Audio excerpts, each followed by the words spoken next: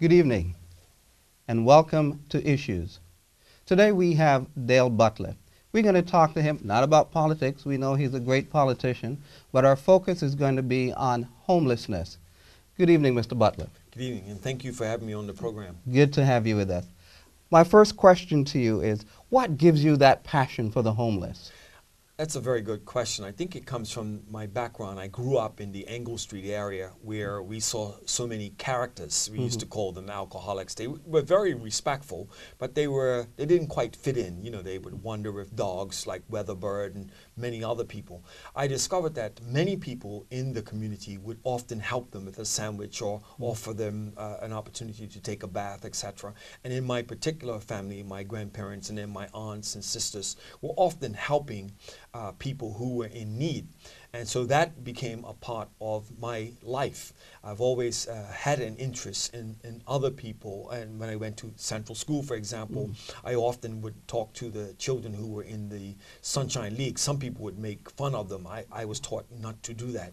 So obviously, as I grew and went off to university, I helped the homeless in the university environment by working in shelters, etc. And then I came home, and my forte became, well, teaching, my main passion. And I didn't spend too much time dealing with the homeless. Bermuda didn't have the homeless problem we have now in 1976. There were some people, there were more homes where people would offer a bedroom to a single man.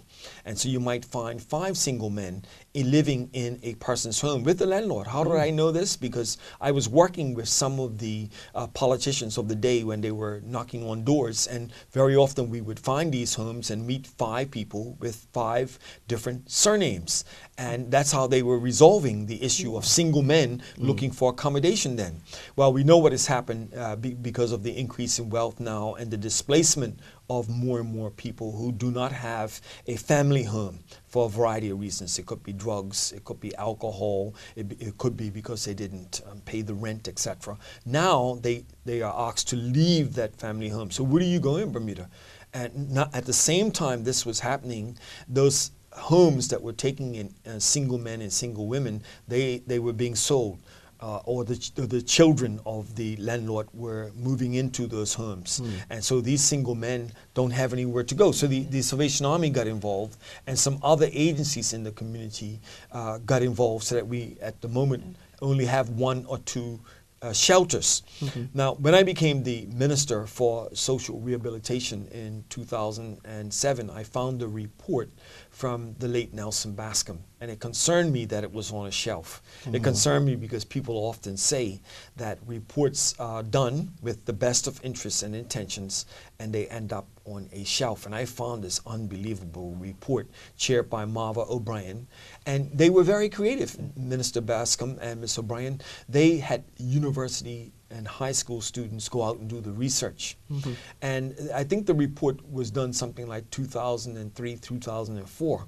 And at that time, there were 200 people deemed to be homeless. 200? 200. And in 2007, it was deemed to be something like 300, because I, as the minister, asked them to go back where they were finding them in caves and cars and on beaches, etc. And I think that number is still about the same, 300 to 400 people who do not have a residence to which they pay rent or an electricity bill or telephone bill, and they do not have a bed that they can call their own. In listening to you then, is homelessness, as we see it in Bermuda now, is it a new phenomenon in terms of starting in the 2000s? No.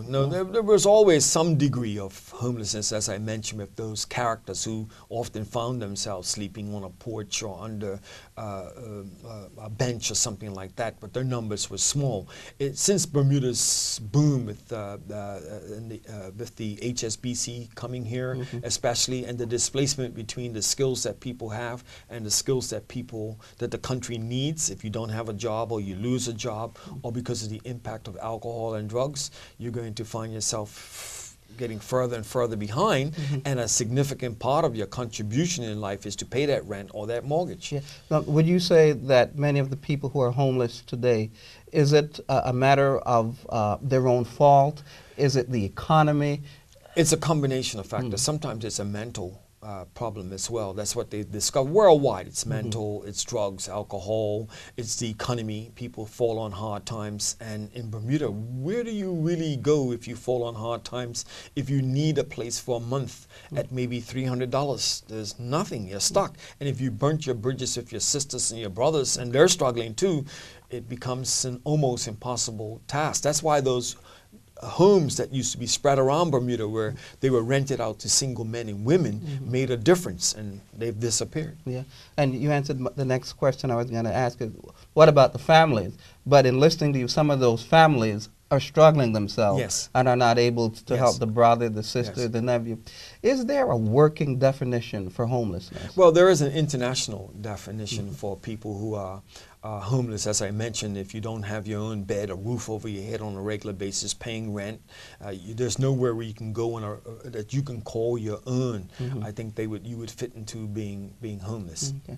Now, you mentioned that you saw the report from Marva O'Brien. Yes. Can you recall any aspects of that report? What was it recommending? Well, they were recommending that the shelter was outlived then. It was like 20 years then. It's probably like 30 or 40 now years that they've had this prefab there. And we needed to go beyond a temporary shelter that was holding 50 people. I believe they may have 70 or 80 there now. We needed to have a program.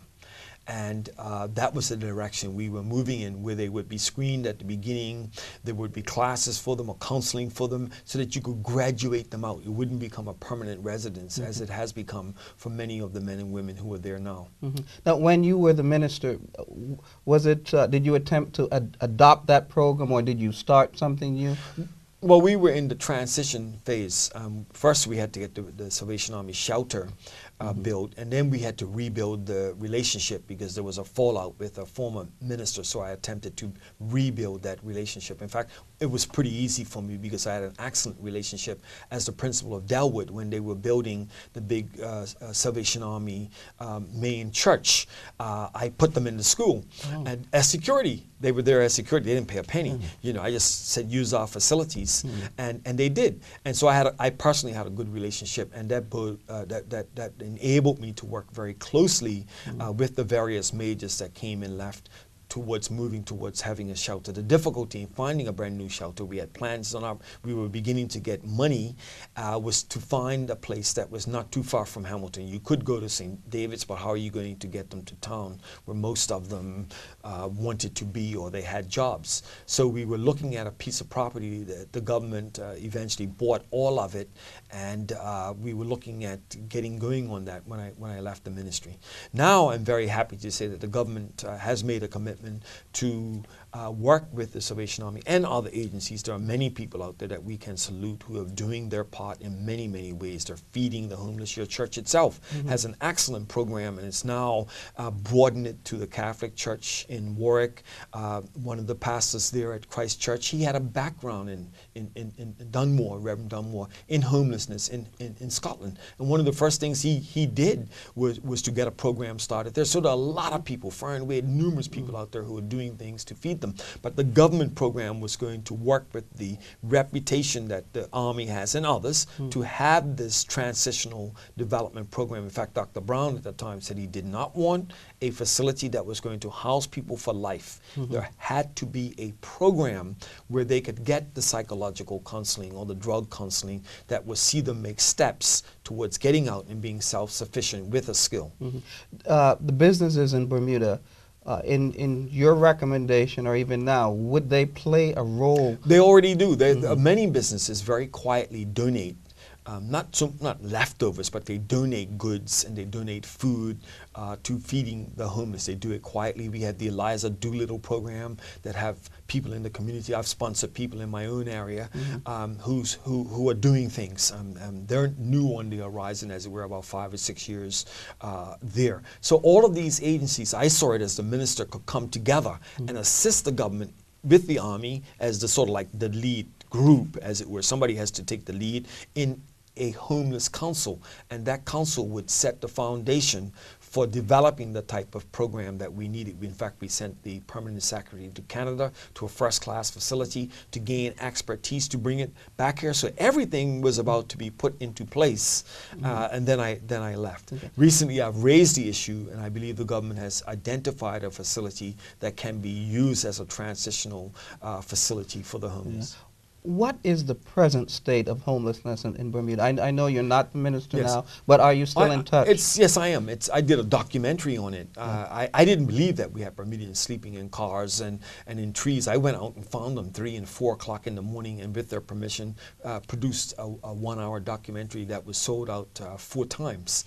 I would say it's still it's a very sad situation. And Bermuda is still a relatively rich country where we have to start channeling the resources there to meet this very urgent need. Can we ever do away with homelessness? Do you ever foresee a time when there's no one homeless? Well, that's an in excellent Bermuda? question. Worldwide, even the best programs discover that some people just want to be left alone. I don't think we can get rid of it. I think we need to get the numbers down to a reasonable level, get them out of the off the park benches and out of the trees and off the beaches, etc. And just hope and pray that the others will see something constructive happening. I've seen it happen with people who have used drugs for years, and suddenly the Lord grabs hold of their life, and suddenly they go and their lives change. So I can see with a very creative program where people, even though they enjoy doing their own thing, gradually, because as you get older, you need some services, gradually would move towards a homeless shelter and a facility with a program, and our numbers would get very small. Let's go back to something that you mentioned earlier, your documentary. Why did you do it? And I didn't believe it. It was called Out Among the Inns. We're in the in crowd because we have a house, we have children that we care for, we have a nice church and a nice family and a wife, etc., and a car. They're on the outs, so it was called Out Among the Inns. I didn't believe it, and I wanted to capture it. And then when I got all of this material, over 80 hours of material, I decided to do something because the taxpayers could legitimately come back and say, why are we spending money on those people? And some people did. Once they saw the documentary, they understood the plight of fellow Bermudians, and so it made them more aware. And so I was very happy that I did it. Are there any plans for you to do another documentary or follow-up? Well, I would love to, but I just don't have the time. I've gone on and music is my forte, so that's where I'm spending most of my time. I have kept the homeless issue in the mindset of the Bermuda public and in the mindset of our government as well, and that's why they've decided that we really have to get on and do something about it. So you see government taking, following your lead and doing something to alleviate homelessness. Most definitely, but when you look at it, look at the expertise that is here. There are people who have been doing it without excuse. Your church doesn't say, well, maybe we need a facility. Well, maybe we shouldn't. They're just doing it. That's part of their Christian spirit. Imagine utilizing that in a council with the expertise already there. We wouldn't probably have to bring anybody in, maybe a little refresher course or something like that, on an aspect that we're not quite sure on how to do. But the expertise is in the country already. Mr. Butler, let me ask you this question. Why do we need to wait in government? Can't one of these major companies, can't they undertake that role in terms of, let's see what we can do? Well, that is a possibility, but already they're overstretched. They provide scholarships and they're already providing jobs, and given the fact that they're leaving Bermuda, I don't think that's something that a company would really jump at now. They see that as the government's responsibility. They were prepared when I was there, said just put our name down on a refrigerator, put our name down on the stove for a training course, etc. They're prepared to do that part, but the government has to step up to its major responsibility, and then its friends will come, all the churches will come and assist it in providing a first-class program. Okay. We'll follow up with some more questions from Mr. Butler after this word.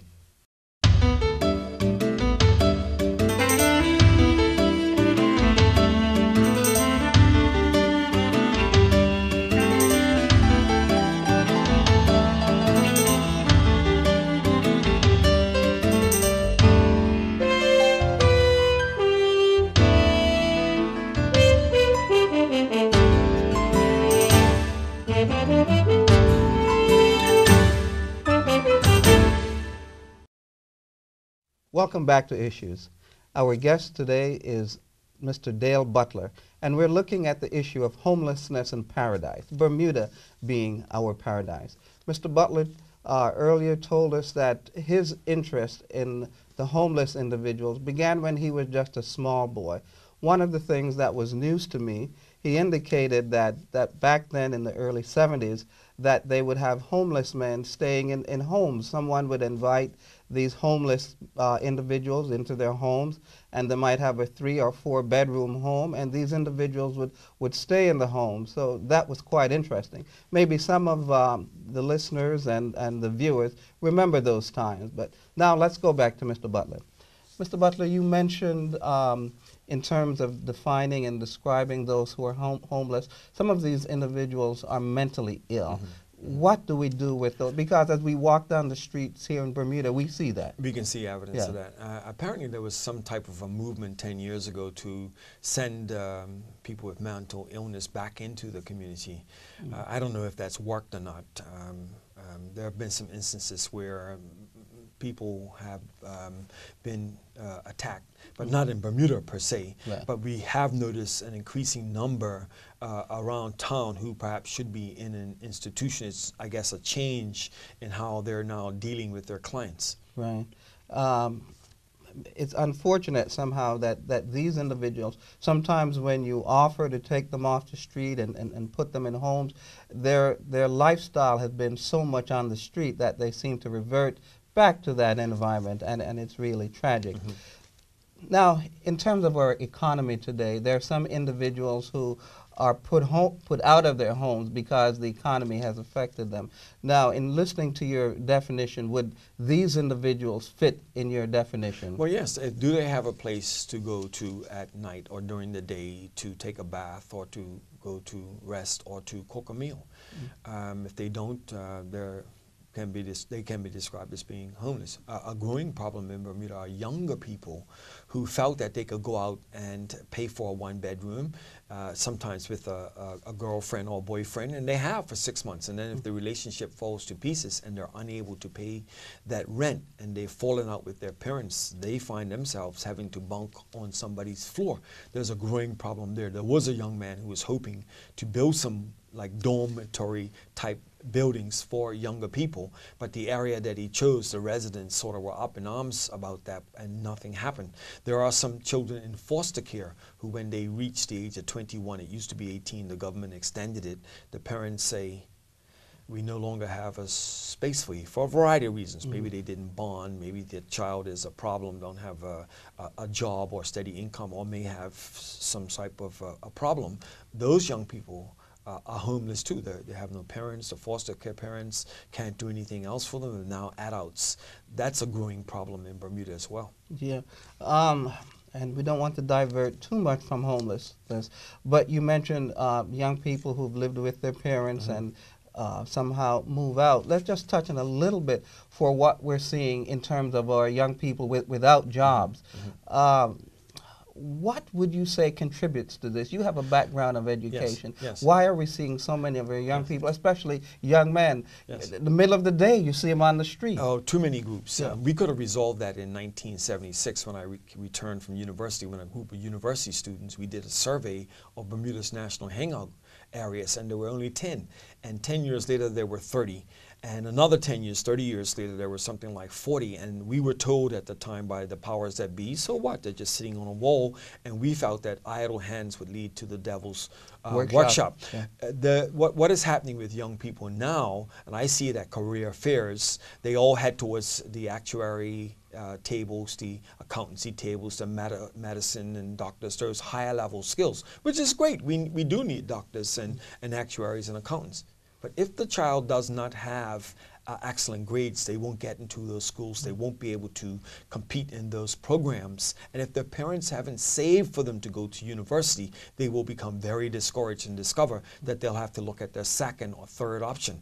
And if they can't pursue their second or third option because their academics isn't good, And if they don't have any technical skills, we have very few entry-level jobs in Bermuda.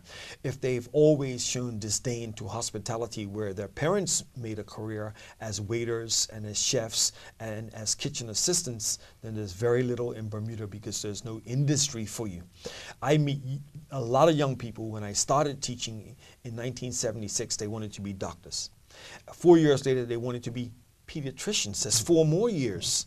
And then in my 12th year of teaching, I started to notice children who didn't want to be just a doctor or a pediatrician. They wanted to be a pediatric neurologist. That's like 12 years. Yeah. So their aspirations are very high, but if they don't have the academic qualifications to get into these schools where they're only taking the top 99% into these universities, then they become discouraged. What's the remedy then? I think no one has done a survey to ascertain whether or not career fairs work. Maybe day release work better. We don't know until you do some type of a survey.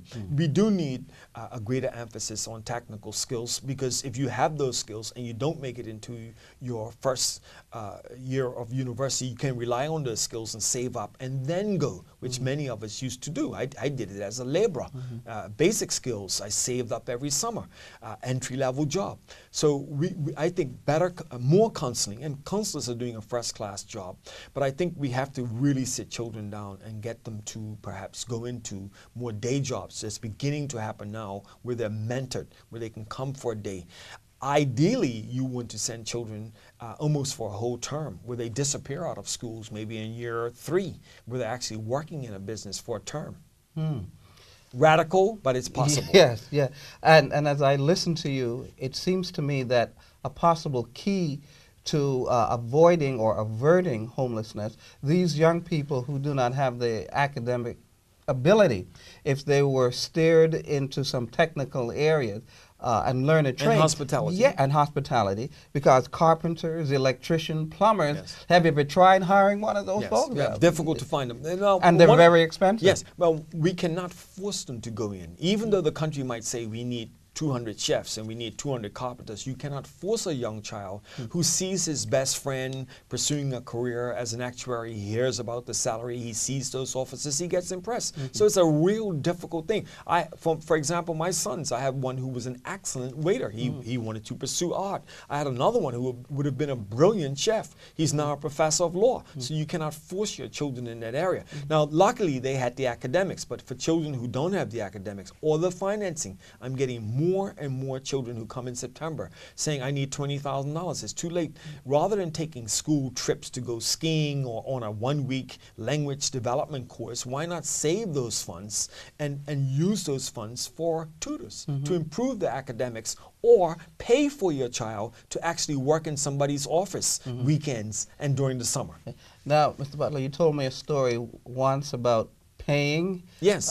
Share that with our TV. Well, what happens? Hopefully your son isn't listening. No. What happens if your child cannot get a job, if you're not spending all that money sending them on all these fancy trips in school, which some people will argue is important, well, you have to make that decision. I saved those funds, and then when it came to a job, I would ask a business, can you take my son on? And well, we don't have the funds. Well, very quietly, I said, he will work for nothing. Quietly put the money into his account. He was employed, learning skills, some basic skills that we used to take for granted because we got them from our parents. Punctuality, dress, decorum, those are things that are out the window. Now we're finding more and more people on their BlackBerries. Now, if you don't have a good work experience, and if you lose your job, you will discover that you can't pay a rent. You can't pay a rent. Where are you going to go in this country? There are no dorms, very few abandoned buildings. You're going to end up on the road to homelessness. Okay.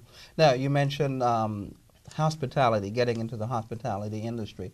I know that when I go into the restaurants and they're Bermudian waiters or waitresses, they're somehow very pleasant, they're knowledgeable of the surroundings, and I'm always happy and pleased, my wife and I, when we're served by a Bermudian. But unfortunately, there seem to be less and less Bermudians. And you mentioned earlier work ethics. Do you see work ethics kind of dying out among the younger people? Well, here's something very controversial that I'll say. We now see work as Disney World and socialization.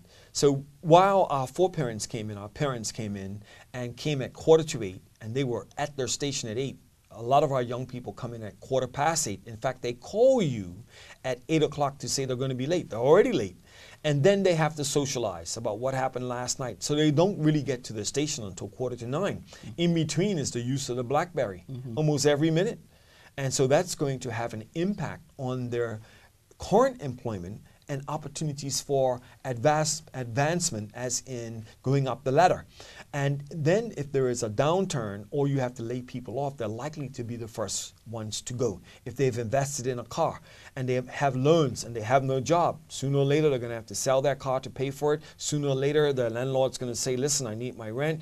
And sooner or later they're on a spiral down the bottom. Unfortunately, we have no industries in Bermuda. And while you can apply for financial assistance, you're not guaranteed that you will get it. And in fact, to get financial assistance, you must have an address. Yes. So you're in a bit of a catch-22. I don't have an address because I'm homeless, so I can't get financial assistance. If I had an address, I could get financial assistance to pay for my rent. How did we get here? How did the Bermudian society get to this stage? Oh my goodness. I think we started to abandon the institutions that gave us value and worth. We abandoned our churches. I got $200 to go off to university. I got a scholarship to Berkeley from my church. They prayed for me when I was going down the wrong path. People put their hands on my shoulder and directed me. They gave me leadership opportunities in my church. We abandoned them. So when I went to business, I had certain skills already. If you're not in that type of environment, you're losing out. I knew about decorum, how to address people, how to speak and not talk so loud. Those things I learned from my church, including my politics, etc. And I learned that in difficult times, you can pray and you can say a scripture verse that will fortify you and help you go on. They're not in those environments now. They're not in clubs. They're not in environments where those Sunday school teachers would mold you and guide you and even say to you at the age of 30, we haven't seen you lately. That's a powerful something to say to a young person, because they're not there when they need help. Where do they look? They look towards a bottle, or they look towards drugs, or they look towards people who are doing nefarious activities. And now we don't support our school teachers like we used to, and the principals. We pull them down. We chastise them. They were a force for developing character and developing values. Yeah. The village has stopped raising the child. Yes. And the child is out there wandering around, and there's no one to give him guidance and, and direction. And the breakdown in the families that valued us, that held our hands, that's disappeared. Yeah.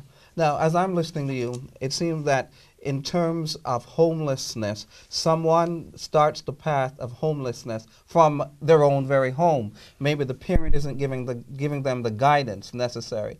And the individuals who aren't necessarily directed toward an academic career or may not have the ability in the academic area, we have very few industries or very few technical schools in which to enroll them in. And when the economy gets hard, there's no job for them. If there's no job, they can't pay rent and they're homeless. The safety nets Yes. are disappearing. And while we do have a number of charities, we have a lot of charities in Bermuda, over 350, trying to be safety nets. Very often those safety nets are already full or oversubscribed or underfunded. And so life can become very difficult in this country if you lose your job. Yeah. Today we've had, or this evening we've had DaleButler with us, individual who is very concerned and very passionate about homelessness in Bermuda.